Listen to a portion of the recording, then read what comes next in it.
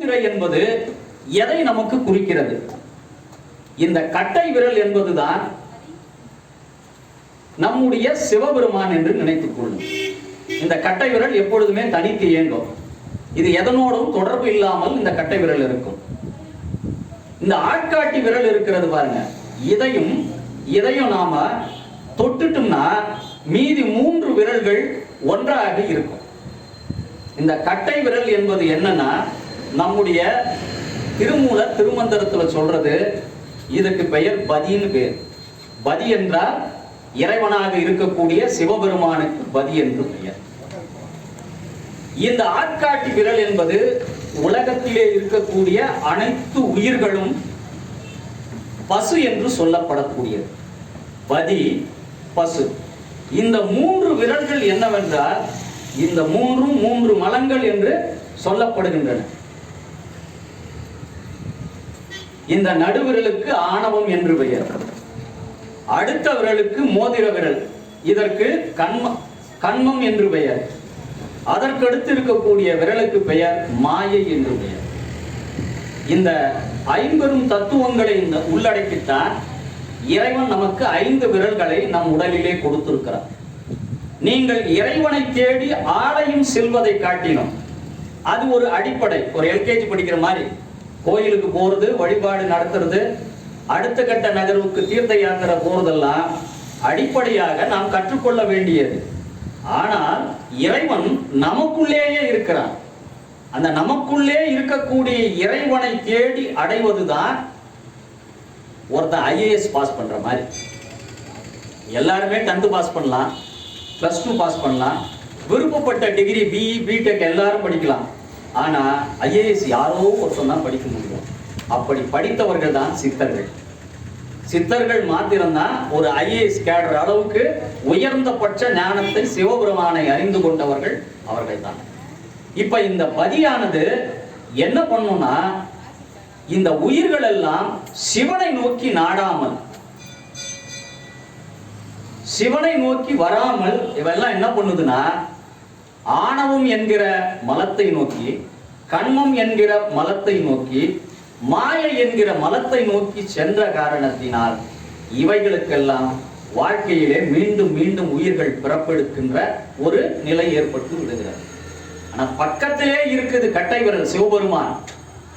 இந்த ஆள்காட்டி விரலானது சிவபெருமானை நாடாமல் என்ன பண்ணுதுன்னா, இந்த 3 விரல்களோடு இணைந்து செயல்படுவதனால் பிறவி துன்பங்களை அடைகிறது. இந்த பூமியிலே தொடர்ச்சியாக பிறப்புகளையும் எடுக்கிறது. இந்த ஆட்காட்டி விரலான ஆணவம் என்பது என்னன்னா, பதி சொல்லிட்டோம், பசு சொல்லிட்டோம். பசு என்பது வேற ஒன்றும் இல்லை, ரொம்ப கடினமான வார்த்தை இல்லை. இந்த உலகத்தில் இருக்கக்கூடிய எல்லா உயிர்களுக்கும் பேரு பசு. இந்த உயிர்களை எது கட்டி வச்சிருக்குன்னா, ஒரு கட்டுப்பாட்டுக்குள்ள வருதுன்னா, ஆணவம், கண்மம், மாயை என்கிற 3 மும்மடங்களால் இது ஒரு கட்டுப்பாட்டுக்குள் வந்து விடுகிறது. இதிலிருந்து நாம விடுபடணும்னா இறைவனுடைய திருவடியை பற்றணும்.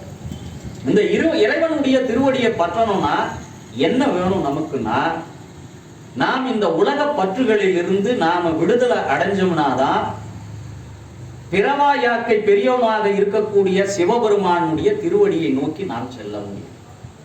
உலக மாயைகளிலிருந்து நாம விடுபடாம, உலக பற்றுகள்ல இருந்து விடுபடாம, நமக்கு பிறவி பிணியிலிருந்து விடுபடணும்னா அது நிச்சயமாக இயலாது. இன்றைக்கு நம்ம பார்க்க போறது என்னன்னா, இறைவனுடைய திருவருளை நாம் பெற வேண்டும். அதற்கு அடிப்படையாக இருக்கக்கூடிய குருவருளை பெற வேண்டும். இந்த 2க்குமான இணைப்பு தான் இன்றைய நம்முடைய பேசுபொருளுடைய கருத்தாக்கம். இப்போ இந்த 3 விரல்கள்ல பாத்தீங்கன்னா, இந்த ஆணவமானது ரொம்ப பெரிய விரல். இருக்கிற விரல்லையே பெரிய விரல் எதுனா நம்முடைய நடுவிரல். ஒவ்வொரு மனிதனுக்குள்ளும் இருக்கக்கூடியது என்னன்னா, நான் தான் உயர்ந்தவன் என்கிற ஆணவம். நான் தான் உயர்ந்தவன் சொன்னா நம்ம உடம்புல இருக்கிற எந்த ஒரு உறுப்புமே நம்ம பேச்ச கேட்கறது இல்லை. இப்ப கண்ணுல ஒரு தூசு விழுந்துச்சுன்னா கை தானா போதும். நீங்க யாராவது கை கிட்ட போய் கண்ணுல தூசு விழுந்துச்சு, கையே நீ செல் அப்படின்னு யாரும் சொல்றது இல்லை, அதுவாகவே போதும். காலில் ஒரு முள் குத்திடுச்சுன்னா நீங்க போய் கைக்கு எந்த ஆர்டரும் போடுறது இல்ல. கை என்ன பண்ணுது? அனிச்சை செயலாகவே காலில் குத்திய முள்ளை எடுக்குது. அப்படி இருக்கும்போது உலகத்துல நடக்கக்கூடிய எல்லா விஷயங்களிலும் என்னால் நடைபெற்றது, நான் தான் உயர்ந்தவன், என்னை மீறி எந்த செயலும் கிடையாது என்று பேசுவதுதான் ஆணவத்தினுடைய தொடக்கம். இது ஆணவம். கண்மம் என்பது என்னவென்றால், நாம் வாழ்க்கையிலே செய்யக்கூடிய நல்வினை தீவினை. நாம் செய்யக்கூடிய நல்லதெல்லாம் பிளஸ் ஆகும், நாம் செய்யக்கூடிய கெடுதல் எல்லாம் மைனஸ் ஆகும். சரி, இப்போ அந்த நல்லது எது கெடுதல் எது என்றது எப்படி நாம தெரிஞ்சுக்கலாம் அப்படின்னா, திருவள்ளுவர் திருக்குறள்ல இதற்குரிய விளக்கத்தை நமக்கு கொடுத்திருக்காரு. எவையெல்லாம் கெடுதல், எவையெல்லாம் நன்மை? அழுக்காறு, அவா, வெகுளி, இன்னாச்சொல் இந்நான்கும் இழுக்கா என்றது அறன்ற. அழுக்காருன்னா ஒண்ணும் இல்லை, அடுத்தவனை பார்த்தோ அடுத்த வீட்டுக்காரனை பார்த்தோ நாம் படுகின்ற பொறாமை, இந்த அழுக்கார். அவா, அவா என்பது நம்முடைய தகுதிக்கு மீறி நாம் படுகின்ற ஆசை. ஆசைப்படுவதில் தவறு கிடையாது. ஆனால் ஆசை என்பது நம்முடைய அளவுகோல்னு ஒண்ணு இருக்கு. நம்முடைய வருமானத்துக்கு என்ன பொருள் ஆசைப்படணுமோ அதை படணும். அதை விட்டுட்டு அதை தாண்டி பக்கத்து வீட்டுக்காரன் ஒரு அரசாங்க வேலையில் இருக்கான், 1 லட்சம் ரூபாய் மாசம் சம்பளம் வாங்குறாங்கன்னா, இந்த பக்கத்து வீட்டில் இருக்கிற ஆட்டோ டிரைவர் அந்த அளவுக்கு ஆசைப்பட்டான்னா அந்த துன்பம் நம்மை சேரும். மாதாந்திரமான அதுக்குரிய பணத்தை கட்டணும். இப்படி பல துன்பங்கள் வருகின்ற பொழுது இதுக்கெல்லாம் எதுடா காரணமா இருக்குதான்? அந்த இருவினை பயனுக்குள்ள போகுது. அந்த இருவினை பயன்ல துன்பம் என்பது எங்கிருந்து வருதுன்னா, நாம ஒரு பொருள் மீது ஆசை வைக்கிறோம். அந்த ஆசையால வரக்கூடியது ஒண்ணு கிடைச்சாலும் துன்பம் இருக்கு, அந்த பொருள் கிடைக்கலனாலும் நம்ம மனசுக்கு ஒரு துன்பம் வந்துடும். இதுதான் கண்மம். மாயைன்றது வேற ஒண்ணும் இல்லைங்க, உலகத்தில் இருக்கக்கூடிய பொருள்களின் மீது நாம் வைக்கக்கூடிய பற்று. தாத்தாவுக்கு பேரன் மேல அதிக பாசம் இருக்கும், அந்த பேரனை பிரிஞ்சு வாழ்றது அவரால் கஷ்டமா இருக்கும். எதன் மீது நாம் அளவுக்கு அதிகமான அன்பையும் பாசத்தையும் வைக்கிறோமோ அதுதான் நம்முடைய வாழ்விலே துன்பத்திற்கான காரணம். எதன் மீதும் பற்று என்பது ஒரு 50-50 இருக்கும். மனைவியாக இருந்தாலும் சரி, பிள்ளைகளாக இருந்தாலும் சரி, பேர பிள்ளைகளாக இருந்தாலும் சரி, பற்று என்பது நம்ம மனசுல என்ன இருக்குன்னா, நம்ம பூமிக்கு ஏதோ ஒரு காரியத்துக்காக இந்த பூமிக்கு வந்திருக்கிறோம். வந்த வேலை என்னைக்கு முடியுதோ அன்னைக்கு நம்ம திரும்பவும் இந்த பூமியை விட்டு திரும்ப போயிடுவோம். அப்படின்னா நம்மெல்லாம் யாருன்னா இந்த பூமிக்கு வந்திருக்கக்கூடிய பயணிகள், வேற யாரும் இல்லை, நாம ஒரு டூரிஸ்ட். இந்த டூரிஸ்ட் இப்ப நம்ம ஊட்டிக்கோ கொடைக்கானலுக்கோ போறோம்னா வாழ்க்கை முழுக்க அங்க இருக்க போறது இல்லை. ஒரு 4 நாள் டூர் போறோம்னா, டூர் முடிச்சுட்டு ஒரு 4 நாள் நம்ம ஊட்டி கொடைக்கானல் டூர் போறோம்னா, அந்த டூர் முடிச்சுட்டு என்ன பண்ணுவோம்? மறுபடியும் நம்ம குடியாத்தம் வெப்ப பூமிக்கு வந்துதான் ஆகணும். அதை விட்டுட்டு நம்ம ஊட்டியிலே இருக்கணும்னு நினைச்சா முடியுமா? முடியாது. அது போலதான் நாம இந்த பூமிக்கு பயணிகளாக வந்திருக்கிறோம்னா, வந்ததனுடைய நோக்கம் நிறைவேறிய பிறகு நாம மறுபடியும் திரும்ப போகணும். திரும்ப போனோம்னா என்ன? ஒண்ணு அடுத்த பிறவிக்கு போகணும், இல்ல நிறைய புண்ணியம் செஞ்சிருந்தா இறைவனுடைய திருவடிக்கு போகணும். இந்த 3 உணர்த்துவதுதான் இந்த 5 விரல் கோட்பாடு.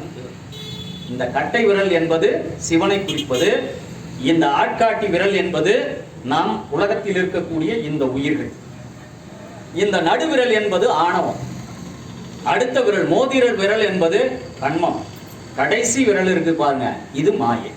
இந்த மாயையில நம்ம எப்ப சிக்கிக்கிறோம்னா, திருமணம் நடக்கும்போது மணப்பெண்ணும் மணமகனும் எந்த விரலை பிடிப்பாங்கன்னா, இந்த விரல்ல கடைசி சுண்டு விரல் இருக்கு பாருங்க, இந்த சுண்டு விரல்ல தான் 2 பேரும் பிடிச்சிட்டு யாகத்தை சுத்தி வருவாங்க. இதுக்கு என்ன பொருள்னா, நீ இன்று முதல் இந்த தத்துவத்திலே இருக்கு பாருங்க, மாயை, நீ உலகத்தில் இருக்கக்கூடிய மாயையில் இன்று முதல் சிக்கி கொண்டாய் என்பதை உணர்த்துவதற்காகத்தான் திருமணத்தில் நம்ம என்ன பண்ணாங்க, ஆணும் பெண்ணையும் கடைசி சுண்டு வரல சேர்த்து இன்று முதல் இந்த உலக மாயைக்குள் நீ சிக்கிக் கொள்வாய். இத சிக்கிட்டு நீ எப்ப விடுபடுவனா, இந்த மாயையிலிருந்து நீ எப்ப விடுபடுவனா, பற்றுக பற்றற்றான் பற்றினை. சிவபெருமானாக இருக்கக்கூடிய அந்த முழுமுதற் கடவுளை நீ எப்ப பற்றி கொள்கிறாயோ, பற்றுக பற்றற்றான் பற்றினை, அப்பற்றினை பற்றுக பற்று விடற்கு. இந்த உலக பற்றுகளிலிருந்து நீ விடுபட்டினாதா இறைவனுடைய திருவடியை அடைய முடியும். இல்லனா இறைவனுடைய திருவடியை அடைய முடியாது. திருமூலரே ஒரு பாட்டுல என்ன சொல்றாருன்னா, ஆசை அருமீன்கள் ஆசை அருமீன்கள் ஈசனோடு ஆயினும் ஆசை அருமீன்கள் தான். நீ ஆசைப்படுறதுல கூட ஒரு அளவோடு இருக்கணும். ஈசன் மீது வைக்கக்கூடிய பக்தியாக இருந்தா கூட ஒரு அளவோடு தான் இருக்கணும்னு யார் சொல்றாரு? கைலாயத்திலிருந்து சிவபெருமானால் அனுப்பி வைக்கப்பட்ட திருமூலரை என்ன சொல்றாரு? ஆசை படப்பட ஆய்வரும் துன்பங்கள் ஆசை விட விட ஆனந்தமாமே. முதல் வரியில் என்ன சொல்றாரு? ஆசை படப்பட துன்பங்கள் தான். அது ஈசனோடாக இருந்தாலும் சரி, ஆசை என்பது அளவோடு இருக்கணும். அளவுக்கு மீறி போச்சுன்னா நீ பைத்தியமாயிடுவ. நீ மனித வாழ்க்கையோட இருக்கணும்னா எல்லாமே அளவோடு இருக்கணும். அளவுக்கு மீறினால் அமிர்தமும் நஞ்சு போல.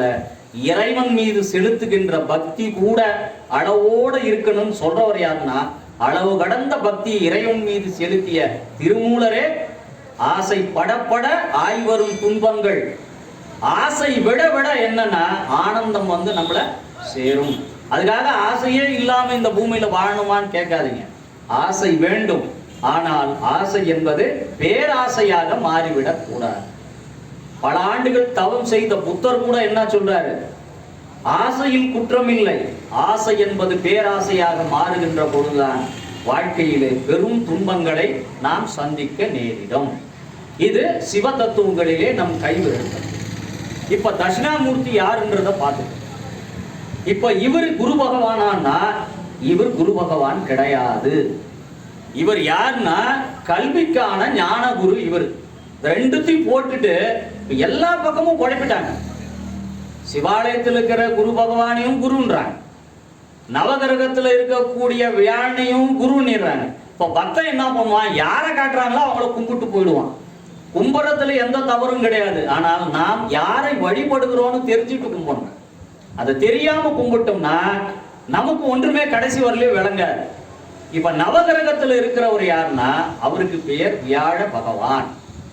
இவர் யாருன்னா 9 கோள்கள்ல ஒரு கோள். இவர் தான் இடப்பெயர்ச்சி அடைவாரே ஒழிய சிவாலயத்தில் இருக்கக்கூடிய தட்சிணாமூர்த்தி தென் திசையை விட்டு எப்பவுமே இடப்பெயர்ச்சி அடைய மாட்டார். இப்ப தெளிவா புரிஞ்சுங்க, நவகிரகத்தில் இருக்கக்கூடிய வியாழன் தான் இடப்பெயர்ச்சி இன்றைக்கு அடைந்திருக்கிறார்.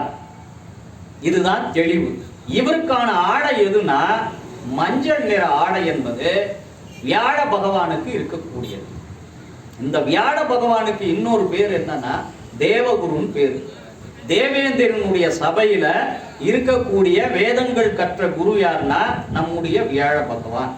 இவருக்கு தந்தை பெயர் ஆங்கிரச முனிவர்னு பேரு. இந்த ஆங்கிரச முனிவருடைய மகன் தான் வியாழ பகவான். இப்ப கிரகங்கள் பெயர்ச்சியிலே பாத்தீங்கன்னா சனி பெயர்ச்சி என்பது ஒரு மனிதனுக்கு துன்பத்தையும் தரும், இன்பத்தையும் தரும். ஆனால் கடைசியில் சனியானது நம்மை விட்டு விலகுகின்ற பொழுது முழுமையான இன்பத்தை தந்து நம்மிடமிருந்து விலகும்.